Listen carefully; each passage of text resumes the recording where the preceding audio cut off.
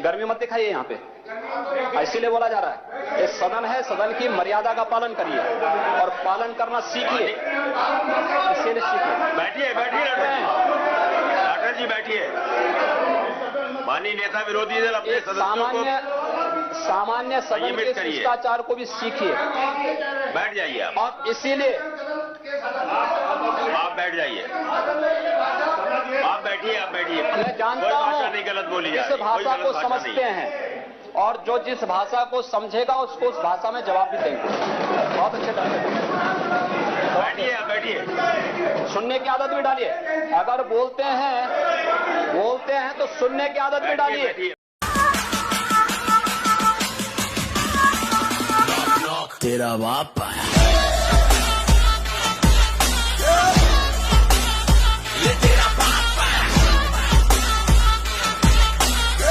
तेरे पापों का हिसाब आया। जिन्हें पाकिस्तान अच्छा लगता है वो पाकिस्तान चले जाएं, हम उसको रोकेंगे नहीं। अगर वो चाहेगा तो उसको जाने का किराया भी मुहैया करा देंगे।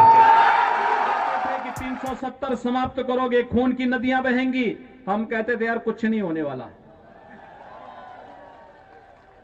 लोग कहते थे राम मंदिर के मुद्दे पर अगर फैसला हुआ खून की नदियां बहेंगी। मैं कहता था देखो भाई कुछ एक मच्छर भी नहीं मरने वाला है, कुछ नहीं होगा।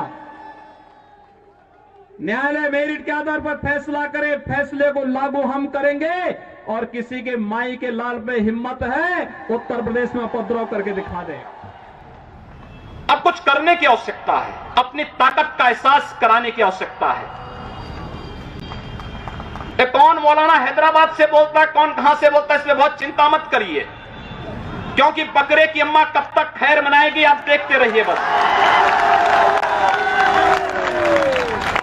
बहुत दिन चलेगा नहीं ये।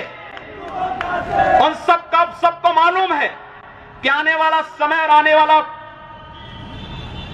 दिशा क्या होने जा रही है। यह हिंदुत्व की सदी है और हिंदुत्व की सदी केवल भारत की नहीं दुनिया की सदी होगी। पूरी दुनिया के अंदर हिंदुत्व का झंडा एक बार पुनः मजबूती के साथ भगवा झंडा दुनिया के अंदर कोने कोने। ये बताइए कि आपने कभी किसी से प्यार किया है? देखिए मैं एक सन्यासी हूं, मैं केवल भारत माता से प्यार करता हूं और मुझे लगता है कि इन सब बच्चों को प्यार करता हूं। अब एक तस्वीर मुझे मिली ढूंढते ढूंढते, आप बाघ को, टाइगर को दूध पिला रहे हैं।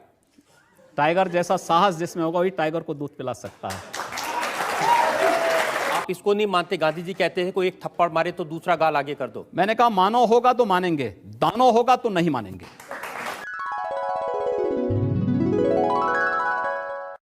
योगी जी, प्यार मोहब्बत की बात तो ठीक है, लेकिन जब आपके भाषण सुनते हैं ऐसा लगता है कि आप सिर्फ नफरत फैला रहे हैं, जैसे सिर्फ आग लगा रहे हैं, जैसे किसी का खून पीना चाहते हैं।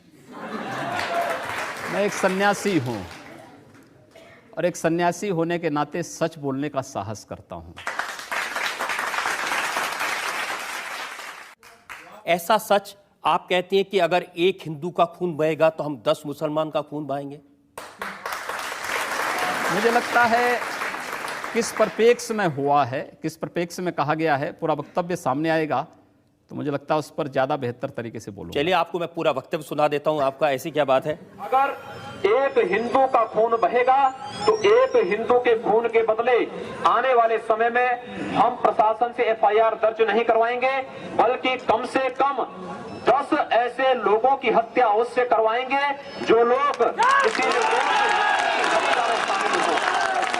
कतई अब बर्दाश्त की सीमाएं समाप्त हो चुकी हैं। कि पूरे फ्लो में बोल रहे हैं आप।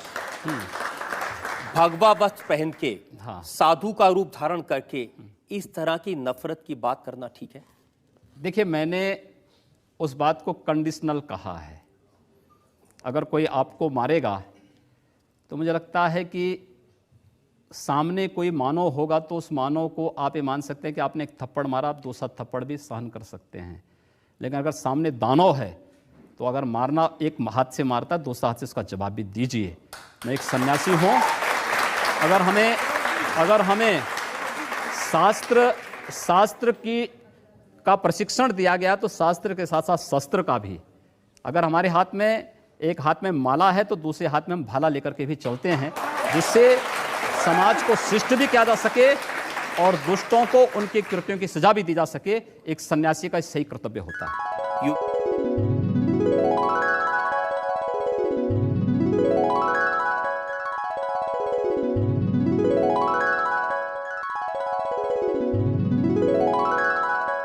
अगर किसी विदेशी आक्रांता के द्वारा किसी विदेशी आक्रांता के द्वारा किसी कालखंड में कुछ ऐसा कार्य किया गया है, उसको बदला जाना चाहिए।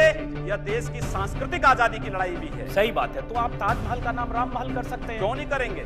कर देंगे, बिल्कुल किया जाना चाहिए। आवश्यकता है तो किया जाना चाहिए। चलेगा तो जो मुमताज महल के लिए शाहजहां ने ताजमहल बनाया, अयो जांच का विषय है, चर्चा करिए ना इस पर कभी खुले मंच पर। अच्छा, तो इसका मतलब जो भी पुरानी विरासत है, अगर कहीं कोई विरासत नहीं, जो देश के हित में होगा हमें वह कदम सख्ती के साथ उठाना चाहिए, बिना सोच, बिना लौंग लपेट के, बिना संकोच के।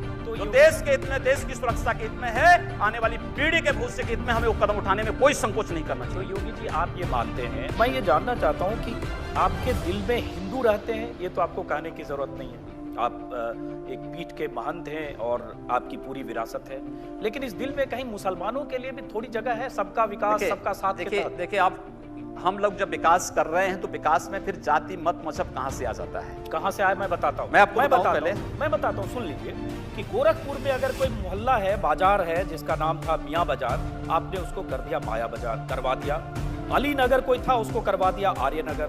उर्दू बाजार को कर दिया हिंदी बाजार। अब दो दुकान वहां है, एक किसी रामलाल की है तो हिंदी बाजार है, एक सुलेमान की है तो उर्दू बाजार है। ये आपका गोरखपुर है जो आपने किया। इसलिए हमने तो कहा कि हमने किया है नहीं, हुमायूंपुर को हमने हनुमानपुर कर दिया है, इस्लामपुर को ईश्वरपुर कर दिया है, और भी करेंगे अभी, और भी बदलेंगे। जो हमारे अनुकूल होगा हम वो काम करेंगे, जिससे हमारी पहचान होगी उसको हम करेंगे, और कोई बुरा नहीं है ये।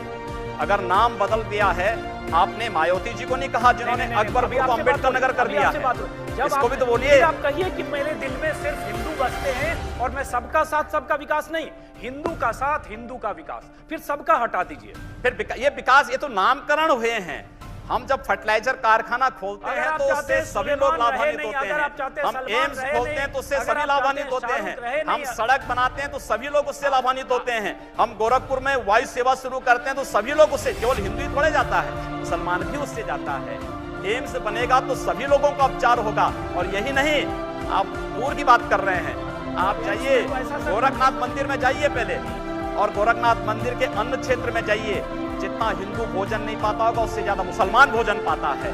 गोरखनाथ मंदिर के चिकित्सालय में जाइए, जितने हिंदुओं का उपचार नहीं होता होगा उससे ज्यादा मुसलमान उससे लाभान्वित होता है। क्या बात कर रहे हैं? चलिए, नहीं कोई बात नहीं कर रहा हूं मैं, तो जो आपने किया उसी की आपको बता रहा हूं। मैं बात कहां कर रहा हूं, मैं तो तथ्य पे बात करूं। एक मिनट आप, नहीं एक मिनट। अभी आपने कहा कि एम्स में सबका इलाज होगा, जाहिर होगा, वहां ऐसा कोई इंतजाम नहीं हो सकता। आखिर ये हम ही लोग तो करा रहे हैं, जाहिर है वहां ऐसा नहीं हो सकता कि दाढ़ी वाला देख के उसको कहीं और भेज दिया जाए, टीका वाला मैं कह रहा हूं ना, तो वहां भेदभाव कहां है?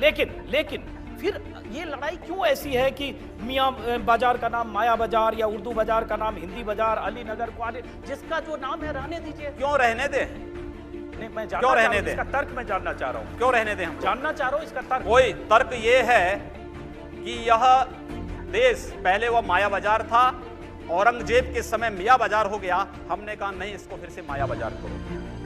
इस्लामपुर नहीं था, पहले ईश्वरपुर था, इस्लामपुर जबरन कर दिया गया। हमने कहा फिर से ईश्वरपुर करो। तो ये जो हनुमानपुर था उसको हुमायूंपुर किया गया, फिर से हनुमानपुर किया गया। इतनी दुनिया, आप कभी गोरखपुर आएंगे ना, वहां मुसलमान जब पीड़ित होता है तो वह कहीं और नहीं जाता, वो मेरे पास ही आता है, कहता साहब देखो फलाना उसके पास कोई विकल्प परेशान कर रहा है।